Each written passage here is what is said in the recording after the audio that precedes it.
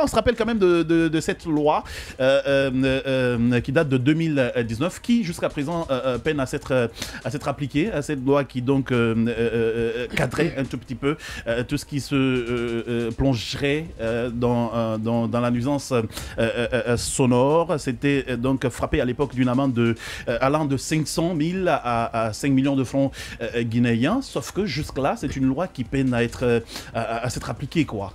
Comment tu peux l'expliquer? Justement, il faut rappeler que c'est parti d'un constat. Ouais. Il est bien vrai qu'on a parfois des lois, mais lorsqu'on regarde l'application, ça pose problème parce que généralement, on fait du mimétisme. Ouais. Et au-delà de ça, les citoyens même ne sont pas informés. Ouais. Donc, le premier constat, c'est pas fou. Ouais. Je veux quand même rappeler que le principe a été posé en 1986 par la Cour de cassation qui a quand même dit que nul ne doit causer un trouble à autrui.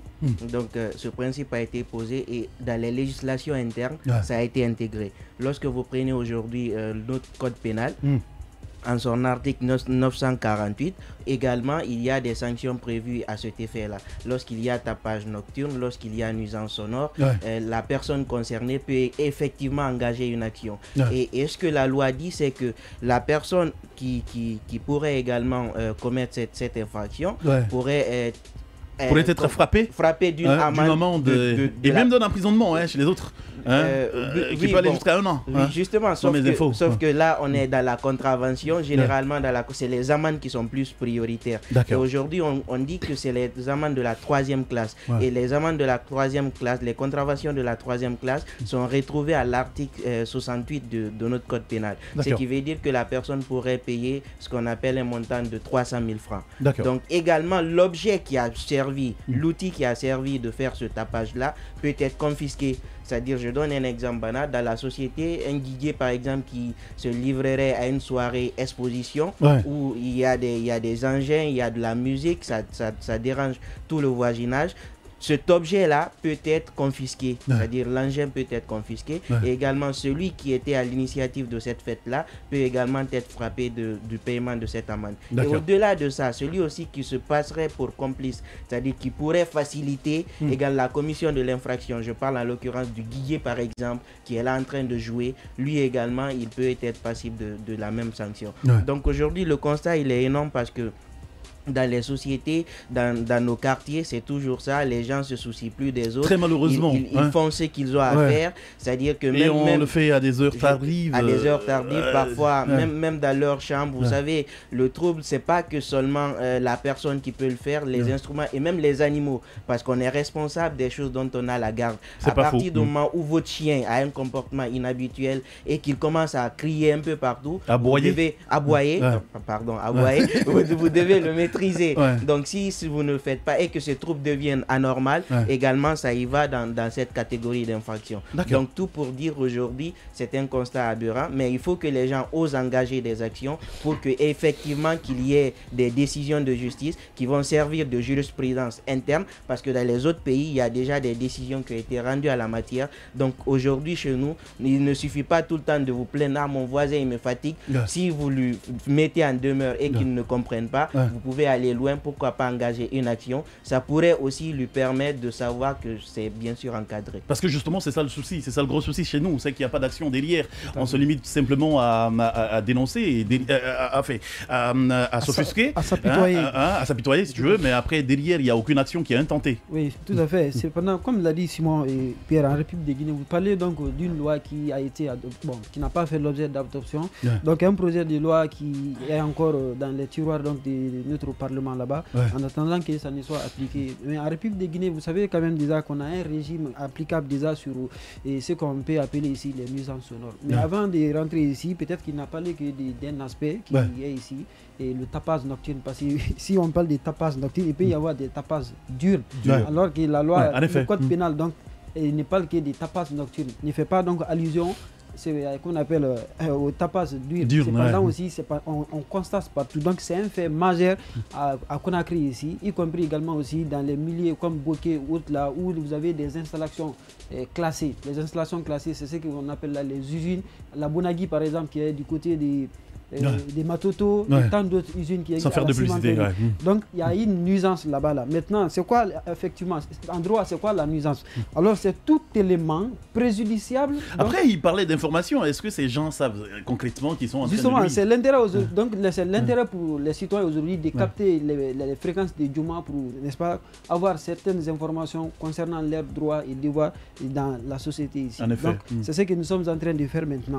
Et donc, ici, je disais qu'on parlait donc de nuisance dès lors qu'un élément est préjudiciable non seulement à la santé de l'homme, mais également aussi à l'environnement ici. Qu'est-ce que la loi dit sur la question? Pour dire que donc toute personne devrait quand même faire l'effort de ne pas produire ce qu'on appelle donc des bruits qui peuvent impacter ici donc la santé de l'être humain. Maintenant, qui peuvent déranger, tout à fait, mais également aussi qui peuvent nuire à la santé de l'homme ici. Maintenant, si vous ouvrez donc des bistrots, des maquis et autres, il va s'indiquer que vous devrez quand même tenir compte du taux.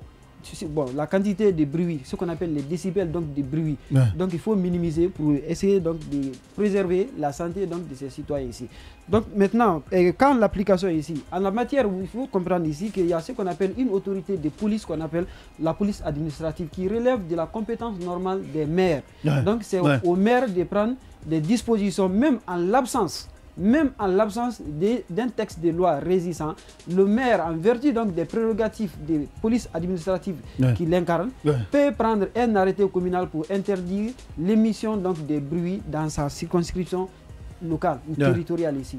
À la matière, c'est possible ici. Mais également aussi, il y a d'autres... Mais après, il faut aller comprendre qu'il soit d'abord informé, le maire. Ils le savent. Parce que justement, les gens... ils le savent. Ils le savent. Non, ils le savent. Bien sûr. D'accord, parce que ça fait du bruit, de toutes les façons, c'est le son. Donc, s'il n'est pas informé, il peut... Non, ils savent parce que déjà, il y a une affaire qui s'était, je crois, du côté de Bessia, où il y a... Bon, un endroit, en tout cas un lieu de loisir qui a été ouvert derrière l'aéroport là-bas. Bon, oui, on n'est pas, mais c'est un mal. Il faut dénoncer. Non, je n'ai pas le... Donc c'est un mal. Donc ça, tout le monde avait appris. Je crois bien que s'ils avaient écouté à l'époque, on en a parlé donc, dans les fêtes d'hiver. Donc c'est pour dire aussi ils ont une compétence générale. C'est pour dire que tous les domaines qui peuvent toucher à la vie de leur communauté ici, ils ont la compétence de régir en l'absence d'un texte de loi. Donc d'une loi, ils peuvent le procéder. Maintenant, les critères par exemple pour déterminer ici, ce qu'on appelle les nuisances sonores ici, bon, la loi en République de Guinée n'a pas déterminé, mais la jurisprudence quand même a donné ce qu'on appelle les critères qui peuvent nous permettre donc de déterminer quand est-ce le bruit, disons, on peut parler donc des vibrations, des nuisances sonores. Vous avez par exemple la durée du bruit, l'émission 24 heures sur 24, il y avait un maquis à côté, un restaurant à côté qui émet des bruits 24 heures sur 24. Également aussi, vous avez l'intensité donc du bruit. Tout à l'heure, j'ai parlé donc des décibels de bruit, la quantité de bruit, par exemple, qui est émis. Également aussi, il y a ce qu'on appelle le caractère répétitif. Ça veut dire que tout le temps, vous avez qu'on appelle votre voisin. C'est comme vous avez une climatisation à côté. C'est que ça va vous étonner certains. Vous, chez vous, c'est tout le temps son, quoi. Oui, tout à fait. C'est tout le temps le son. Donc il n'y a pas de repos, il n'y a pas de pause. Oui, vous avez un ventilateur, comment on appelle, une climatisation à côté, un climatiseur à côté qui émet des bruits, qui dérange là-bas. Donc la jurisprudence considère cela comme étant une infraction donc, à la loi et donc qui peut vous conduire devant le sujet ici. Maintenant, comment constater cela? Après, il y a autre chose qui me traverse l'esprit, c'est comment faire pour faire appliquer tout ça et oui, c'est justement, c'est passé faire adhérer, quoi, tu vois. Oui, tout à fait. C'est passé aujourd'hui, j'ai parlé, ça c'est la compétence du maire. Maintenant, quand l'appliquer, il faudrait d'abord que les citoyens en soient informés. Vous savez que l'ignorance du droit porte préjudice. Quand vous ignorez vos droits, on peut vous nuire tout comme vous pouvez nuire à d'autres. Alors que nul n'est censé ignorer la loi dans une république. Voilà. Selon les juristes. Voilà. Je suis d'accord avec toi aussi qu'il faut vulgariser. C'est ce que nous sommes en train de faire. C'est ce que Djoma fait ça que je dis. On va le faire et bien. Yacine Pandé, je prends ton avis également sur ce sujet. Ici, perturber la tranquillité des autres est en vice. Et très malheureusement, on a des jolis tests qui malheureusement ne sont pas appliqués. Ceux qui ont fait ces textes-là n'ont pas fait ce qu'il faut aussi pour que ça soit soit appliqué. Vous savez, lorsque vous parlez de nuisance sonore, il y a un facteur important. Il y a l'État même qui a mis des lieux de loisirs. Aujourd'hui, il est interdit normalement de bloquer les routes pour faire ces cérémonies. En effet. Mais il y a donc par endroit des maisons des jeunes. Mais regardez ces maisons des jeunes. Regardez ces maisons des jeunes. Elles ne sont pas insonorisées. C'est-à-dire que le bruit que tu fais dedans, ça dérange le voisinage. Ceux qui ont construit ces maisons des jeunes là, c'est quand même l'État qui y a pensé. Pourquoi il n'y a pas eu un dispositif comme dans certaines boîtes où quand tu mets de la musique, dehors, tu n'es pas perturbé. Parce que tu ne peux... Si tu vas, toi en tant que voisin, tu vas dans une maison des jeunes pour dire attention, vous êtes en train de faire votre mariage ou votre vin d'honneur ou votre dîner. Nous avons un malade couché à la maison, vous le dérangez. Ben, si on t'insulte seulement, tu dis Dieu merci. Je connais à Nongo une boîte de nuit qui est logée tout près d'un cimetière. Voilà. Bon, ça, je ne sais pas s'il y a une loi qui viole. Derrière, il y a une mosquée. Non, je ne sais pas s'il y a une loi qui le... Vous savez, c'est justement aussi les limites de la laïcité. C'est justement les limites de la laïcité. Est-ce que voilà, aujourd'hui, tu ne peux pas dire... au bon sens. Oui, non, la morale. Non, attends. Ta morale, pour toi, la mosquée est un lieu de culte. Pour quelqu'un qui ne croit pas en Dieu, la mosquée c'est une maison comme une autre. Oui, mais le cimetière... Non, c'est toi qui parles. Il y en a qui pensent que quand tu es mort, c'est fini, tu es mort. Personne ne peut déranger un mort. Et ils vont te dire, ok, quand quelqu'un est mort, viens lui parler pour voir s'il va te répondre. En fait, ce sont les limites de la laïcité. Parce que quelqu'un qui ne croit pas en Dieu va te dire, moi j'ai payé mon terrain, j'ai construit, je mets ma boîte, elle est insonorisée, dehors personne n'entend le son. Où est le problème? Tu vois, et à partir de là, ça devient compliqué. C'est parce qu'on est sorti de laïcité, on est tombé dans le laïcisme que ce genre de choses arrive. Mais ce que je veux dire, par rapport à la nuisance sonore, pour rester sur ce que je vis, vous voyez la nuisance sonore, il a parlé d'animaux. Aujourd'hui, même si c'est interdit, il y a des gens il y a des gens qui ont par exemple des babouins qui dérangent tout le temps. Mais personne ne vient quand quelqu'un organise son mariage dans sa cour et que le soir vous entendez de la musique. Attention, je vais corriger ça. On m'apprend qu'il n'y a plus la boîte là-bas, que ça n'existe plus. C'est le Halifal de Sabari FM. C'était Miami, le nom de la boîte. Donc on m'apprend qu'on l'a délogé. Je pense que c'est le même coin. Je pense qu'il y a même un moment, il y avait une femme qui avait construit et que la route passait même au niveau du cimetière. Voilà. Donc il faut le rappeler. À côté du cimetière, il y a à côté du cimetière vert, celui où il y avait une boîte à laquelle... Merci beaucoup, Alifal. Merci. Où le premier était associé, je ne sais pas si ça fonctionne toujours, c'est collé au cimetière. D'accord. J'en connais, je voyais des gens aller danser là-bas. D'accord. Donc vas-y, je te laisse. C'est pas de l'indiscipline. Non, en fait, c'est pas de l'indiscipline. Si vous voulez une précision à ce niveau, il doit y avoir qu'on appelle une distance entre le cimetière et qu'on appelle les constructions. Le code de la construction, par exemple, prévoit cela, mais sauf que ce n'est pas respecté pour dire ce que tu dis. Très malheureusement d'ailleurs. Voilà. Très malheureusement, les cimetières sont en plein centre du vide. Je suis d'accord avec toi. Alors, par rapport aux nuisances sonores aujourd'hui, vous voyez qu'il y a certaines choses qui sont interdites. Mais lorsque vous prenez, par exemple, les mariages, j'en parlais, tu ne vas pas quand même sortir de ta cour, aller voir quelqu'un dans sa cour pour dire non, bon, vous me dérangez, vous dire nous sommes chez nous, bah, sors. La réalité est que c'est justement la nécessité d'avoir rapidement des chefs de quartier et des chefs de secteur issus du peuple, parce que le maire ne peut ne pas entendre. Prenez une commune comme Matoto, qui est très grande. Le maire ne peut pas entendre tout ce qui se passe partout. Mais il y a quand même des gens qui sont des autorités d'à côté, notamment de proximité, les chefs de secteur. Ouais, c'est vrai. Tu ne peux pas faire une nuisance sonore sans que le chef de secteur ne soit au courant. Vrai. Lui, il peut remonter l'information. La police peut être mise à contribution pour les envoyer, ne serait-ce que pour dire, bon, vous avez commencé ici, vous arrêtez. Vous voyez, les gens ont été dégagés des artères. Moi, je suis dans un quartier où certaines personnes ont décidé de venir se réinstaller. C'est le chef de quartier même qui vient te voir et dit, n'installe pas. Tu envoies les madriers ou tu envoies les tôles, il voit, il arrive, il dit n'installe pas. Ça veut dire qu'en fait, il n'attend pas qu'on vienne détruire. Il te prévient. Et jusqu'ici, personne n'est allé à l'encontre de ce qu'il a dit. Et je trouve que c'est comme ça qu'on devrait fonctionner. Les chefs de secteur sont là pour ça. Les chefs de quartier sont là pour ça. Il y a le maire, il y a également il y a également la police, la gendarmerie. Normalement, ces gens-là doivent travailler. On ne devrait même pas attendre que le ministre de la Sécurité ou de la Justice. Ces gens-là, c'est aussi ça leur travail. Faire en sorte que chaque citoyen bénéficie, jouisse de son droit. Lorsque toi, tu es en train de faire la fête, c'est ton droit. Mais c'est aussi mon droit de dormir. Tu ne devrais pas, dans ta fête, m'empêcher de dormir. Moi, c'est pas parce que moi, je dois dormir que toi, tu ne dois pas aller en boîte. Ailleurs, par exemple, les boîtes fonctionnent jusqu'à 2 heures. Non, une boîte par exemple, elle peut fonctionner ici c'est à 2 heures du mat qu'on sera... Oui, elle peut fonctionner jusqu'à 4 heures si tu veux, tant que ce qui s'y passe ne dérange pas le voisinage. On ne peut quand même pas dire à quelqu'un qui a envie de danser à 3 heures du matin, tu ne vas pas danser parce que nous, on est nous. Ou dans ce cas, on arrête la laïcité, on décide d'aller dans un pays islamique. Si ça a marché ailleurs, ça doit marcher ici aussi. En fait, parce qu'après, nous voulons des modèles qui, au retour, nous voulons des modèles, font des klaxons des bruits. Non, attention. Les klaxons, ce ne sont pas dans les boîtes de nuit que ça se fait. Je dis au retour. Non, c'est pas dans les boîtes de nuit. Pas de retour. Non, Kamal, il y a des gens qui ne quittent pas les boîtes de nuit. 23 heures, ils sont en train de klaxonner. Ça, c'est une éducation civique à avoir. C'est toi qui le dis. Non, mais il y a des gens à 23 heures, ils klaxonnent. C'est pas en boîte de nuit qu'ils sont partis à 23 heures. Parfois, c'est à 22 heures qu'ils klaxonnent. Oui, mais à 22 heures, la fête ne continue pas. Elle n'a pas commencé encore. D'accord. Voilà. Le dernier morceau.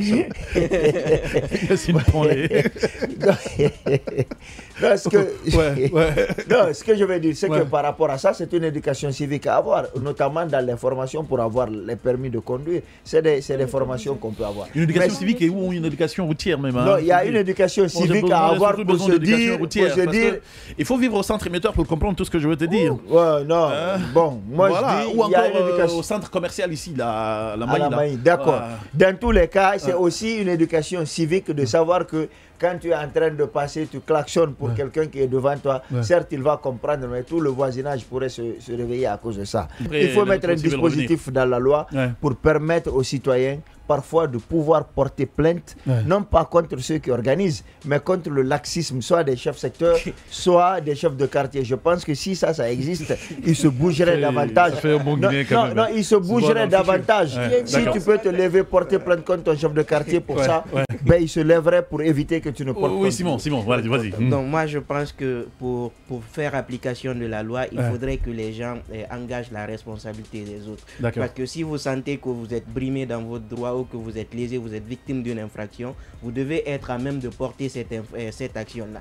Aujourd'hui, les juges, ils ne peuvent pas s'auto-saisir de toutes les façons. C'est lorsque vous les saisissez, ils vont rendre une décision. Et si aujourd'hui, il y a plus de 3 décisions condamnant quelqu'un pour des troubles comme ça, je pense que ça va servir de leçon parce qu'il y a des amendes à payer et puis il y a d'autres choses à payer. Mais si on ne le fait pas, on est tout le temps dans notre zone de confort pour dire « Ah, mon voisin, il me fatigue, mon voisin, il fait ceci. » On voit que c'est limité qu'à ça, la loi ne sera pas appliquée. Déjà, vous continuerez à accompagner le mal. Alors, donc, pour rebondir sur le sujet, je crois bien qu'ils ont évoqué de part et d'autre la responsabilité ici. En ce qui concerne les maires, il faut dire, en parlant donc de la police administrative, qui consiste à éviter ce qu'on appelle des troubles à l'ordre public. C'est ce qu'on appelle donc l'exercice de la police administrative. Donc, c'est une activité préventive et non une activité corrective.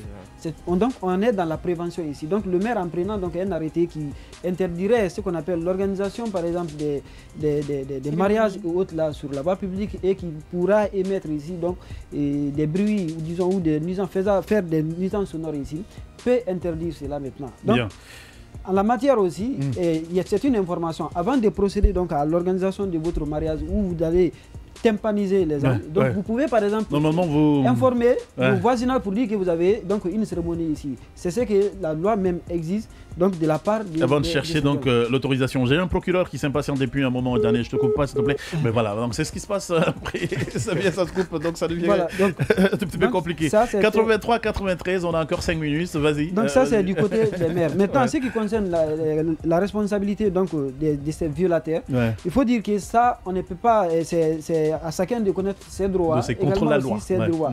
Donc c'est ce que là, c'est ce qui est normal dans un État. On ne peut pas dire seulement qu'il faut que le président de la République soit donc l'éternel coupable des faits, disons des manquements des uns et des autres. Ou encore l'État. Ça ne peut pas marcher donc comme ça. Et en République de Guinée, moi je me rappelle tout récemment, il y a une affaire, je crois il y a un maquis qui est du côté de Kobaya où un monsieur en tout cas, a esté en justice le tenancier, donc pour nuisance sonore. Voilà. Après tout, le monsieur, quand il a exercé son action, le tribunal quand même a condamné, disons, le mise en cause. Yeah.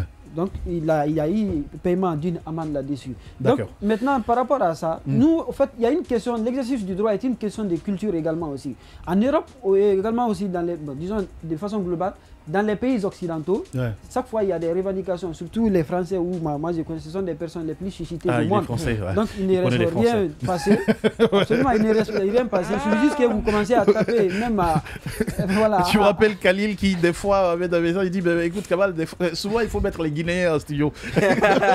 Ce que je veux dire, c'est qu'à un moment donné, il faut aussi qu'on comprenne que les citoyens ont droit au loisir.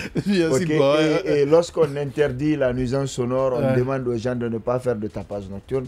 L'État devrait construire des alternatives pour dire voilà, si vous avez un mariage, si vous avez une cérémonie, c'est ici que vous devez faire. Et quand vous le faites. Parce qu'après, c'est ça aussi le souci, c'est qu'il n'y a pas d'endroit. Exactement. Où est-ce que les gens peuvent. Quand tu dois faire le mariage là-dessus, les universités, s'il te plaît, les universités privées, s'il vous plaît.